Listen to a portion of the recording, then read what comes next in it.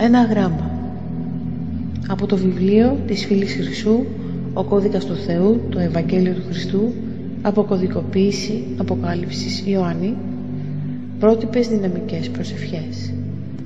Ένα γράμμα από το Χριστό για την ενσαρκωμένη ψυχή στη γη. Ο Χριστός μου δίνει τις προτροπές Του για όλους εμάς εδώ, στο σημερινό Του Ευαγγέλιο, και όλοι οι πνευματικοί διδάσκαλοι, αρρωγή του έργου μου στη γη, καθώς και την τελευταία ρίση Του, σας απευθύνεται.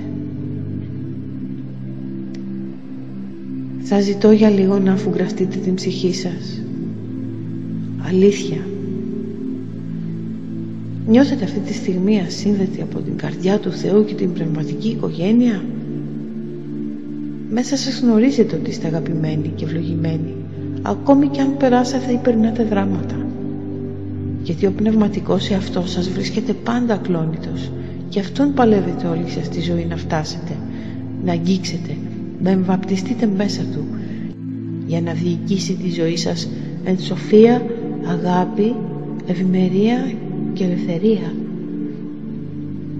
Είστε πολύ πιο κοντά Του όσο αγωνιάτε, φαντάζεστε, παλεύετε να Τον αγγίξετε με τρόπους έξω από τις προσταγές της ψυχής σας, του είμαι σας. Προσταγή σημαίνει κάλεσμα για σίγουρη ένωση. Η ψυχή πάντα προστάζει, αλλά την ακούτε? Αλήθεια, πιστεύετε ότι θα τιμωρηθείτε διαπαντός, ότι ο Θεός θα κάψει όλους όσους δεν Τον ανακάλυψαν, επειδή δεν Τον ανακάλυψαν? Σήμερα, εδώ, σας λέμε ότι δεν θέλουμε να χαθεί καμία ψυχή. Σας λέμε ότι κάθε μέρα της ζωής στη γη η συλλογική ανθρωπότητα ανυψώνεται. Καθένας από εσάς που επικαλείται την αγάπη και την ειρήνη μέσα του, σπρώχνει όλο και πιο μακριά το σενάριο του Αρμαγεδόνα και της ανάληψης, μέσα από μια τέτοιου είδους κοσμογονική συγκομιδή ψυχών. Πάντα μπορεί να γίνει κι αλλιώς. Έχετε αναλογιστεί τη συμβολή της δικής σας ενέργειας στο σενάριο που μεταβάλλεται λόγω διαρκούς αναλλαγής συντεταγμένων? Έχετε αναλογιστεί ότι το σοκαριστικό βιβλίο της Αποκάλυψης έπρεπε να δοθεί για να βρίσκονται σήμερα έτοιμοι αυτοί που θα πιέσουν για τη μεγάλη επαναφορά στο φως, ώστε η δραματική οδός τελικά να μπορεί να παρακαμφθεί ή να παραλλαχθεί την τελευταία στιγμή? Μπορείτε να παρακάμψετε την τελική υποδούλωση στους σκοτεινούς θεούς αν θέλετε, αλλάζοντας εσείς τη χρονογραμμή επιλογής νωρίτερα μέσα στα πλαίσια της ιστορίας αυτής.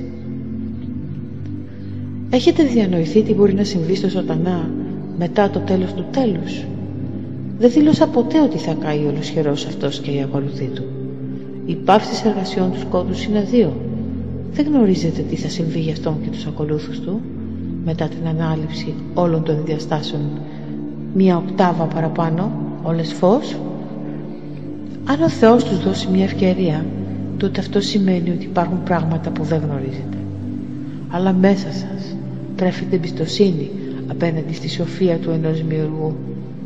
Μόνο αυτός μπορεί να επαναφέρει τη δημιουργία, αν θέλει και σε μία στιγμή. Όμως η επαναφορά κερδίζεται μέσα από την ελεύθερη βούληση, που στα τέλεια σύμπαντα του φωτός δεν υπάρχει, ακριβώς γιατί όλοι γνωρίζουν το καλόν και το πράττουν φυσικά και αβίαστα. Αρμονία. Υπάρχουν νόμοι στο σύμπαν. Η ελεύθερη βούληση σημαίνει την όποια δημιουργία και την ατελεί. Δεν ζήτησε ο Θεός να είστε τέλειοι σε ένα σύμπαν τυφλότητας. Ο Σατανάς γνώριζε τη διαφορά, κι όμως διάλεξε να διδαχτεί και ο ίδιος τη διαφορά με το να ζήσει και τα δύο σενάρια, φως και σκότος, την εμπειρία μακριά από την καρδιά του Θεού.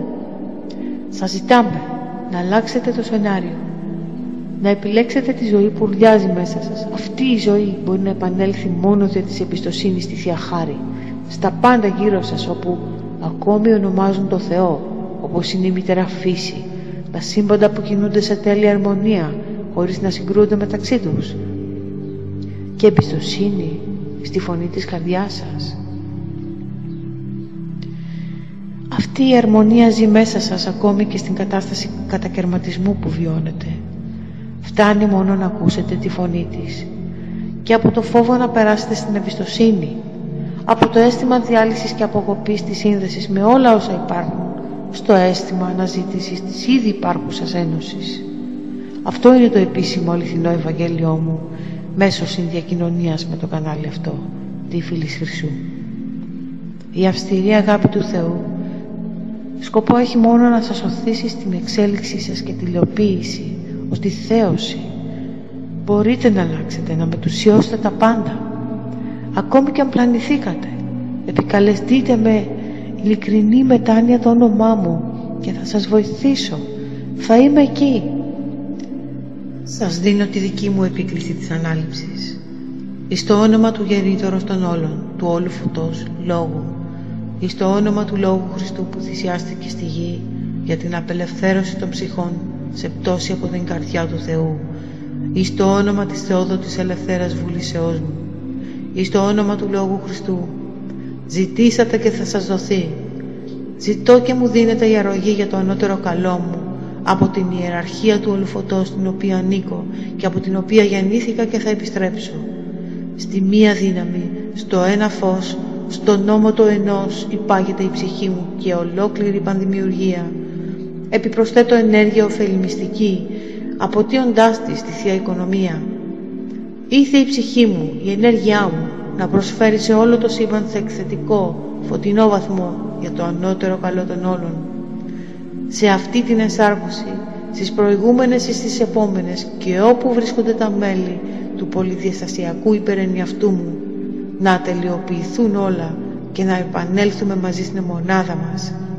Εγώ είμαι η παρουσία μας, γιορτάζοντας το φως του Θεού μέσα στην αγκαλιά Του, ως η τέλεια υπεροντότητα κι εμείς, Θεός κι εμείς, μέσα στο Θεό, παρά το Θεό. Ο κώδικας του Θεού είναι γραμμένος μέσα σας. Δεν έχει τελειώσει αν δεν έχει τελειώσει. Δεν έχει αρχίσει αν δεν έχει ήδη συμβεί.